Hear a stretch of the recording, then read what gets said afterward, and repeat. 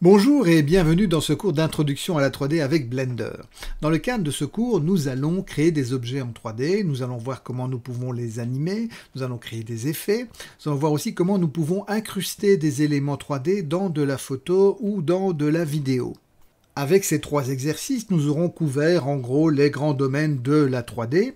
Et il sera possible alors de faire un quatrième exercice. Ce n'est pas un exercice obligatoire, mais c'est un exercice qui vous permettra de montrer votre maîtrise des théories que vous avez vues précédemment dans les trois premiers exercices. Vous devrez encore, et c'est obligatoire que vous fassiez le quatrième exercice ou pas, vous devrez encore me faire un rapport vidéo. Vous allez donc vous filmer face caméra. Donc vous allez utiliser votre téléphone, une webcam, une caméra, enfin que sais-je, et vous allez m'expliquer en faisant référence aux exercices que vous avez faits, comment vous avez vécu ce cours, comment ça s'est passé pour vous, est-ce que ça a été difficile, est-ce que c'était difficile, à quel moment, pourquoi. Et ce faisant, donc vous allez me montrer que vous avez appris quelque chose parce que vous allez parler de choses que vous connaissez maintenant à travers ces exercices. Et donc ça me permettra de voir que vous avez quand même appris un petit quelque chose avec ce cours. Soit que ce soit que la 3D, c'est génial et vous allez continuer, soit que ce n'est vraiment pas votre domaine et vous en avez maintenant la preuve par l'expérience concrète que vraiment vous voulez faire autre chose. Donc l'important c'est que vous m'expliquez bien les choses. Alors ça ne doit pas être trop long, faites-moi 1 minute ou 2 maximum, pas plus, mais il faut que je puisse voir qu'effectivement vous savez de quoi vous parlez et que ça me donne bien une confirmation que vous avez fait quelque chose avec ce cours. Donc en résumé, vous aurez besoin d'avoir fait au minimum les 3 premiers exercices, le rapport vidéo, et avec ça vous aurez acquis le cours. Alors acquis le cours, ça veut dire que vous aurez, si je parle en termes anciens, vous aurez vos 50%. Une fois que vous faites en plus le quatrième exercice, alors vous pouvez envisager d'avoir de meilleures cotations, enfin d'avoir en tout cas ce qu'on appelle une évaluation de votre maîtrise du cours en question. Ce n'est pas très difficile de réussir ce cours, il suffit de respecter les consignes et de respecter à la lettre les consignes. Quand je vous donne une instruction pour sauvegarder votre fichier d'une certaine manière, ce n'est pas juste comme ça par fantaisie, c'est parce que c'est quelque chose de très important dans tous les travaux, dans tous les milieux professionnels que vous pourrez croiser. La manière dont les fichiers sont enregistrés et stockés est super importante, et donc respectez bien la nomenclature qui vous est demandée, parce que tout fichier qui ne respectera pas cette nomenclature ne sera même pas ouvert, et vous aurez stupidement raté parce que vous n'avez pas respecté une demande qui vous a été faite. Donc pour récupérer le logiciel que nous allons utiliser, Blender, nous allons sur le site blender.org et là nous pouvons télécharger la version de Blender. Donc vous avez le gros bouton ici, Download Blender, donc on va cliquer là-dessus et vous retrouvez ce même bouton Download Blender. Alors je vais vous demander de ne pas télécharger cette version-là, mais d'aller chercher une version portable. Donc, quand vous allez dans le gris ici, donc qui concerne ceux qui sont sur Linux ou sur macOS, mais en fait, ça concerne aussi ceux qui sont sur Windows, vous pouvez récupérer une version portable. Qu'est-ce que ça veut dire? Ça veut dire que c'est un logiciel qui ne doit pas s'installer dans le système, que vous pouvez utiliser directement comme ça, une fois que vous l'avez téléchargé. Donc le problème, c'est que vous n'avez pas toujours les droits d'administration pour installer des logiciels, notamment à l'école, vous n'avez pas ces droits-là. Et donc, si vous n'êtes pas sur votre ordinateur à vous, eh bien la version portable est tout à fait utilisable sans aucun problème. Si vous êtes sur votre ordinateur à vous, la version portable est tout à fait utilisable aussi et fonctionne très très bien, elle fonctionne exactement de la même manière que la version, on va dire, normale, installable dans votre système. Alors pour ceux qui sont sur macOS, donc vous avez la version Mac, oui, on peut aussi faire de la 3D sur un Mac, même si c'est un peu plus difficile. Donc vous pouvez récupérer cette version ici. Donc là, ce sera d'office un logiciel portable. Si vous allez directement par Safari sur le site, eh bien, vous allez avoir directement la possibilité de downloader. Je vous montrerai après dans une petite vidéo comment ça se passe. Donc, vous téléchargez la version portable ici. ce sera un fichier compressé. Vous ne pouvez pas l'utiliser tel quel. Vous devez le décompresser pour pouvoir l'utiliser. Vous allez voir ce que je veux dire par là. Donc une fois que vous l'avez téléchargé, vous allez là où vous l'avez sauvé, vraisemblablement dans votre dossier téléchargement, et vous allez double-cliquer sur ce fichier. Donc ok. Ce qui se passe, c'est que vous avez un dossier qui s'ouvre ici, mais vous avez ici cette petite case en rose, donc extraire. Ça veut dire que ce fichier est compressé.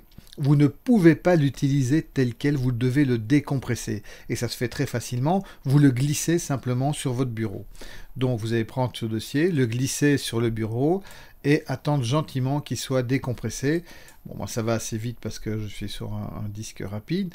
Si vous avez un disque un peu plus lent, ben, ça mettra juste le temps nécessaire pour décompresser. C'est pas très très long. Il faut être un peu patient. Donc une fois qu'il est décompressé, vous pouvez alors utiliser le logiciel en lançant le blender.exe. Donc là je parle pour les PC, on verra après pour les Mac. De manière à avoir plus facile, vous pouvez créer un raccourci clavier. Donc vous pouvez mettre ce dossier n'importe où. Vous pouvez le mettre sur une clé USB, vous pouvez le mettre sur un disque dur externe. Enfin, vous pouvez faire comme vous voulez. Par contre, le raccourci clavier, bah, effectivement, vous pourrez le lancer si vous le mettez à côté de votre dossier sur votre disque dur. Vous pourrez toujours le lancer par là.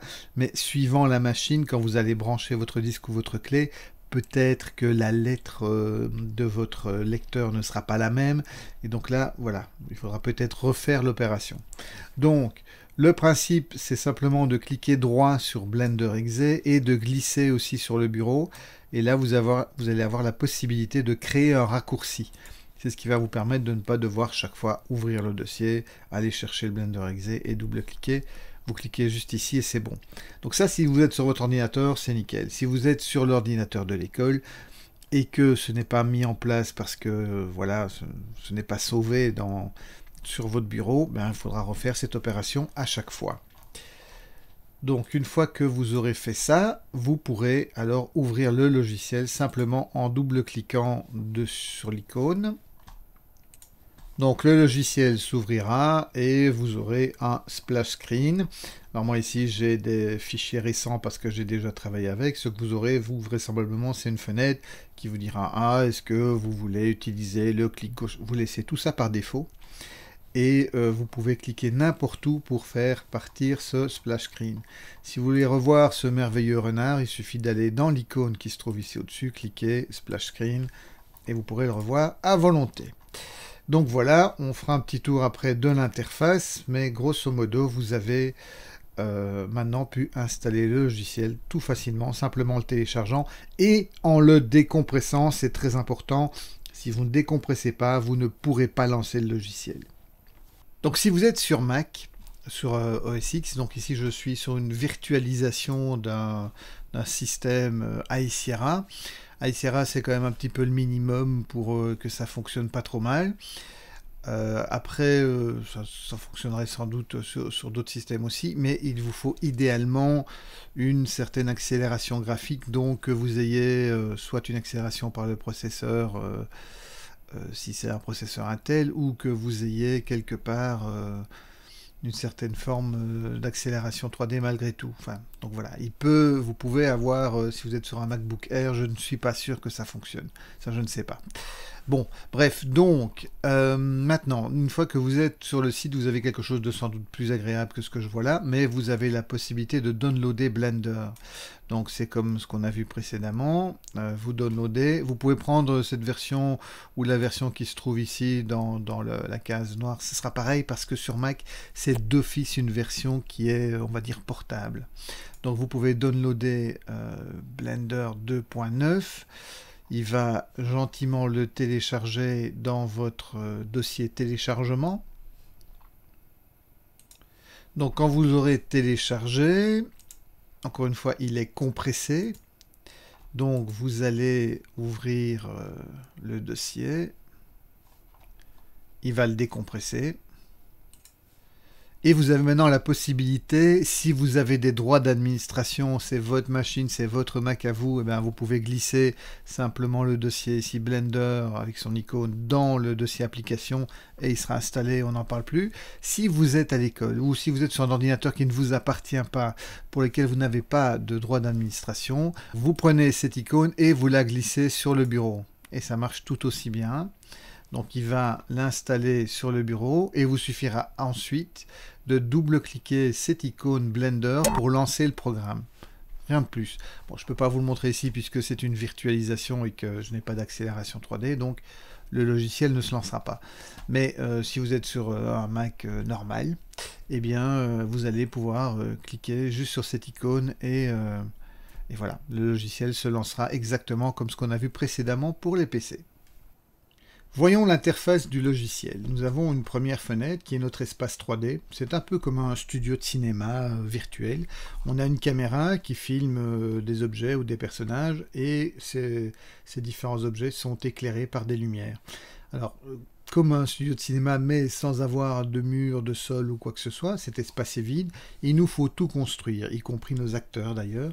Ou alors on peut aller les chercher sur Internet dans des banques, des objets tout faits, etc. Aujourd'hui, il y en a de plus en plus, mais disons qu'initialement, ce qu'on fait en 3D, c'est construire tout ce dont on a besoin pour pouvoir finalement les utiliser dans le projet dans lequel on se lance. Ok, donc on a cette fenêtre, cet espace virtuel. Pour voyager dans cet espace virtuel, on peut cliquer milieu avec la souris et pivoter autour de l'objet sélectionné. Si vous n'avez pas de clic milieu, vous pouvez faire la même chose en plaçant votre souris. Mais encore une fois, je vous invite à quand même avoir une souris 3 boutons. Bref, vous pouvez vous placer ici sur le côté et commencer à pivoter votre vue en cliquant gauche, simplement en déplaçant votre souris. Vous pouvez aussi, avec la roulette de la souris, vous rapprocher ou vous éloigner. Ça correspond à la loupe qui se trouve ici. Donc si je clique sur la loupe, je m'éloigne, je me rapproche. Si je prends la petite main, ça correspond au majuscule clic milieu, c'est-à-dire je me déplace de gauche à droite. La main, c'est pareil, je me déplace de gauche à droite. Enfin non, je déplace ma vue de gauche à droite. Et je peux aussi rentrer dans la caméra, regarder à travers l'œilleton de la caméra ou en sortir. La quatrième option ici vous permet de passer d'une vue perspective. Vous voyez ici, c'est une vue perspective. On a un effet de perspective, des fuyantes, parce que notre objet, comme dans la vraie vie, il se trouve dans un espace qui imite la réalité, et donc dans la réalité, on a une vue en perspective. Ce qui est loin paraît plus petit que ce qui est proche. Mais on peut aussi passer dans une autre vue qui n'existe pas dans la réalité, qui est la vue orthographique. Ça rappelle un peu la vue isométrique de certains jeux. Mais donc en gros l'idée c'est que ici il n'y a pas du tout d'effet de perspective. Un objet qui est placé tout près ou très loin aura exactement la même taille, donnera l'impression et aura très certainement la même taille. Donc si ici je reviens en perspective, c'est ce qui correspond le plus proche à la vision humaine. Donc on a vu qu'on avait une caméra, une lampe et un objet. Et ce sont les trois éléments qu'on retrouve dans cette fenêtre qui est l'outliner. Et donc qui est une fenêtre qui me permet de visualiser les différents éléments qui sont dans ma scène. Alors quand j'en ai trois comme ici, c'est pas bien grave, je n'ai pas vraiment besoin de cette fenêtre. Mais quand j'ai 200 ou 300 objets dans ma scène, ça peut être très intéressant de pouvoir les organiser en collection. C'est un peu comme des calques, comme des boîtes dans lesquelles je range les différents éléments. Et donc ça me permet de plus facilement organiser ma scène de manière à retrouver plus facilement les différents éléments. Je peux chaque fois changer les noms, je double-clique sur le nom et je peux renommer les différents éléments. En dessous, j'ai une fenêtre de propriété. Fenêtre de propriété, ça veut dire que ici, je vais pouvoir changer certains paramètres. Dans ce cas-ci, on voit par rapport à, par exemple, cet objet, je peux changer sa position, sa rotation ou sa taille. Scale, là, c'est sa taille. Et je peux changer d'autres paramètres, on verra tout ça en fonction. On ne va pas forcément utiliser tous ces paramètres tout le temps. Donc il y a beaucoup de paramètres à différents endroits, mais on n'en utilise toujours que certains. Et à force de travailler avec ces différents éléments, on finit par savoir où ils sont. Donc c'est une question d'habitude. Au début, on est très vite perdu dans la 3D parce qu'il y a beaucoup de menus, beaucoup d'options à droite ou à gauche. Mais c'est vrai pour la plupart des logiciels. Après, comme on utilise tout le temps les mêmes fonctions, eh bien, c'est assez facile finalement. Alors, on a des propriétés qui nous permettent de modifier l'objet, donc c'est les modifieurs, on a des propriétés de dynamique, on a des propriétés de texture, enfin différentes propriétés qui correspondent en fait à soit à l'objet, soit à la scène, comme par exemple à quel est le moteur de rendu qu'on va utiliser. Le moteur de rendu, c'est ce qui permet d'avoir une image qui sort de notre logiciel 3D. Dans notre cas, on va essentiellement utiliser Eevee, qui est un moteur rapide et qui nous permet de faire des choses dans les temps impartis, vu qu'on n'a pas beaucoup de temps. Et la 3D, ça prend énormément de temps pour faire des choses. On les fait bien, mais ça prend beaucoup de temps. Ok, donc on a aussi ici une timeline. Alors si je me place sur la séparation entre deux fenêtres, je peux changer la disposition de ces fenêtres, la largeur des fenêtres interactivement. Donc cette timeline, en fait, me permet de me déplacer dans le temps. Donc par défaut c'est en images, 250 images représentent 10 secondes, puisque la plupart du temps je vais être en 25 images par seconde. Donc c'est un rythme qu'on utilise dans l'animation, dans la vidéo, etc. Et donc on va pouvoir placer des événements qui se passent dans le temps et donc grâce à cela créer de l'animation. On verra ça aussi en temps voulu. Tout en dessous, on a en fait une série d'informations, genre, ah ben voilà, si je clique gauche, je peux faire un box select, donc c'est ça, hein, je clique, je trace une sélection. Si je clique milieu, je peux panner ma vue, et si je clique droit, je peux en fait amener un menu contextuel dans lequel il y a différentes options par rapport à l'objet sur lequel j'ai cliqué. Et ici en dessous, j'ai des informations dont on a déjà parlé qui donnent des indications sur les éléments qui sont dans ma scène, la RAM que j'utilise, etc., etc. Des outils sur le côté qui me permettent de décider comment ce que je vais faire avec cet objet, si je vais le déplacer, lui donner une rotation, changer sa taille ou autre, différentes choses qui sont possibles. Donc ça, c'est grosso modo l'interface du logiciel. Il y a encore les tabulations ici qui m'amènent vers différents workspaces. Donc chaque fois, j'ai l'impression que tout change, que mon interface n'est plus du tout la même. C'est parce que la nature des fenêtres change et leur disposition aussi. Donc ce sont des presets qui permettent de facilement s'équiper de fenêtres en fonction de ce qu'on cherche à faire. Ah, je vais faire de la texture, et bien je vais dans l'onglet ici Shading et j'ai tout ce qu'il me faut pour faire un matériau ou de la texture sur mon objet. Si je veux faire du sculpting et commencer à sculpter mon objet, eh bien je vais dans Sculpting et j'aurai tous les outils qui sont à ma disposition et ma fenêtre est disposée de manière optimale pour faire ce travail. Donc là on a fait un peu le tour de toute l'interface. On verra après comment on va pouvoir gérer les différents éléments et qu'est-ce qu'on trouve dans ce monde de la 3D.